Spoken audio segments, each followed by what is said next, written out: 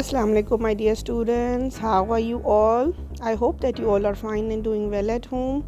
Well, I'm your English teacher, Miss Iram Naz, and I'm here to teach you English. So let us begin our today's work. What is our today's task? In classwork, we will do page number 12 of our school workbook, that is the revision of the translation that we did, this, these, and that, and those. And for homework, you will do page number 16 of your school workbook, that is, you will write an essay on my best friend. So let us begin our today's work. This is a revision of the translation that we did earlier. Translation this, these, that, those. Okay, so let's start with the first part, this and these. जब कोई चीज़ आपके बहुत पास हो, यानी कोई single चीज़, कोई एक चीज़ जब आपके पास होती है, for example there is a girl and there is a cat, okay, the cat is very near to the girl, so what will she say? She will say this is a cat, ये एक बिल्ली है. लेकिन अगर उस girl के पास 4 cats हों, यानी कि 4 बिल्लियाँ उसके पास हैं, तो what will she say? These are 4 cats. यानी जो चीज़ आपके सिंगल, अगर एक चीज़ आपके पास है very near to you, you will say this is a cat, ये एक बिल्ली है. और अगर आपके पास एक से ज़्यादा प्लूरल चीज़ें आपके पास हो very near to you, so what you will say? These are 4 cats, ये 4 बिल्लियाँ हैं. Translation that those. अगर कोई चीज़, कोई एक चीज़ आपसे काफ़ी फासले पर है, it's very far from you, it's very far from you, मतलब आपसे, आप एक साइड, जैसे कि गर्ल है एक साइड पे खड़ी है यहाँ पे, और the cat is very far, उससे काफ़ी दूर है. So what will she say? She will say that is a cat, वो एक बिल्ली है. लेकिन अगर उसी गर्ल्स के बिल्कुल दूर, एक फार अवे, आपको 4 कैट्स उसको नज़र आ रही है, तो वो क्या कहेंगी? Those are 4 cats. यानी दोबारा से मैं रिपीट कर रही हूँ, अगर एक कोई भी चीज़ हो सकती है, कोई एनिमल हो सकता है, any living non living thing, अगर वो उससे काफ़ी फासले पर है, यानी वो दूर है उनसे, उस चीज़ से, सो व्हाट विल शी से और he say? They will say that is a cat. लेकिन अगर कोई भी लिविंग थिंग या नॉन लिविंग थिंग, एनिमल और any one, any human being उससे काफ़ी फासले पर हैं, दूर है, तो शी और he will say those are 4 cats, यानी दोज का वर्ड आएगा.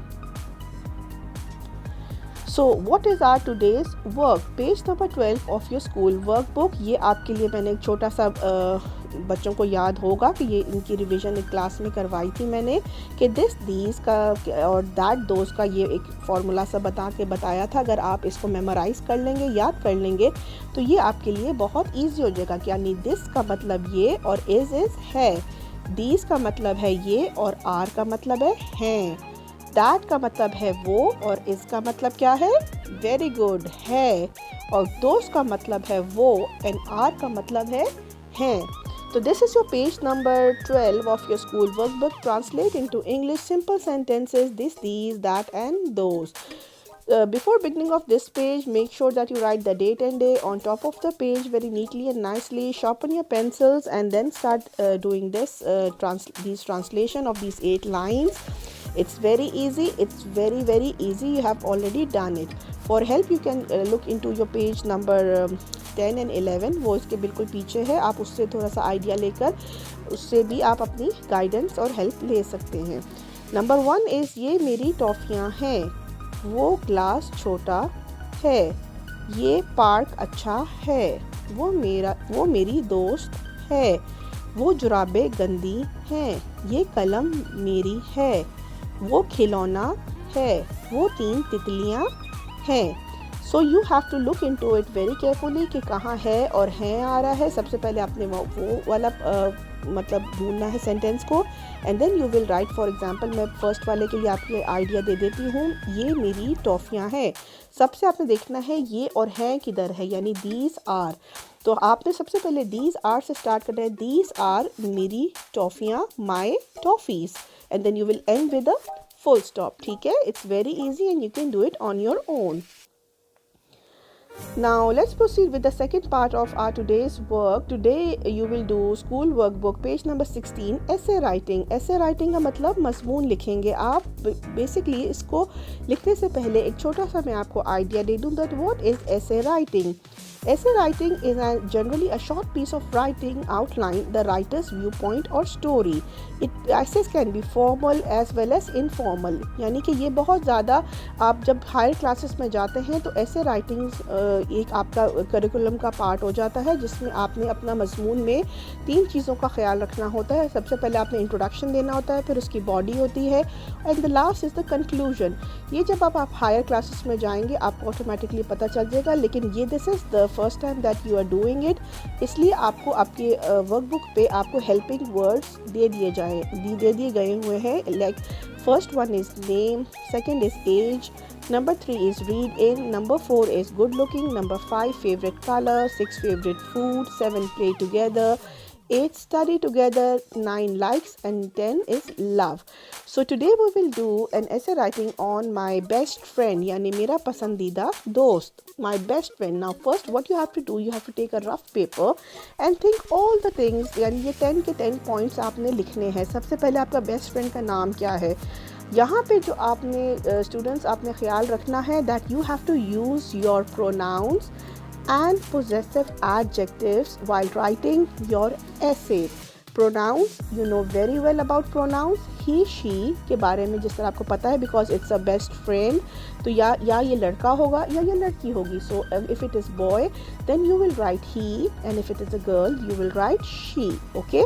And for possessive adjective what will use for he, you will use him and या his, and for a girl you will write her, okay, or she. ठीक है, ये चीज़ आपने बहुत pronoun she के लिए we will use possessive adjective her. इन चीज़ों का आपने बहुत केयरफुली ख्याल रखना है. ठीक है, मैंने हेल्पिंग के लिए साइड पे आपको दे दिया है ताकि आप उसकी गाइडेंस के लिए उससे देख कर भी लिख सकते हैं. ऐसे राइटिंग का स्टूडेंट्स आपने एक चीज़ का ख्याल रखना है कि फुल स्टॉप के बाद जो आपने फर्स्ट लाइन लिखी है उसकी फुल स्टॉप के बाद आपने न्यू लाइन से स्टार्ट नहीं करनी, आपने उसके आगे से ही स्टार्ट करनी है. ठीक है, जिस तरह हम लोगों ने, आपको याद होगा पिक्चर डिस्क्रिप्शन भी की थी क्लास में, तो आपने न्यू लाइन्स नहीं लिखनी फॉर इट.